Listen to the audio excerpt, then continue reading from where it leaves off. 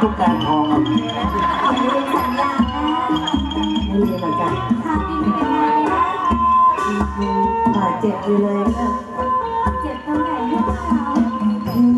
เวลาจะบอกว่ารักคุณรัก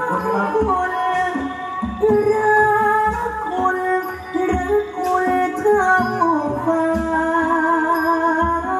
ถึงมีคู่แข่งก็รักคุณมากกว่าเพราะศรัทธาผมปรารถนาตัวคุณจะบอกว่า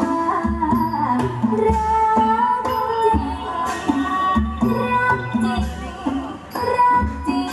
ค่าทุกใจกายมอ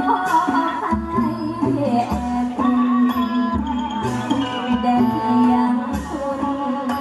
คนเดียวไม่เดียวเท่าไร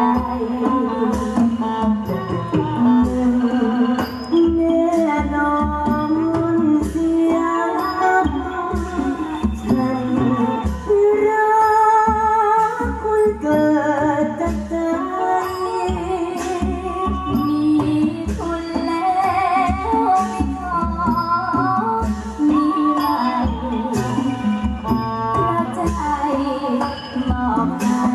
เธอคือ มีสัตว์ของคนรับผิดชอบคนเอาเวลาจะบอกว่ารักคุณรักคุณให้สมปองรอวันร่วมของเพียงคุณเราสองรวมเป็นหนึ่งรักซึ้งใจจะไปเที่ยวไหนบอกได้เลยเดี๋ยวจะพาบินไปทางไม่ค่อยดีด้วยบินไปแล้วกันมีทุกคนมีหลุมหรือเปล่า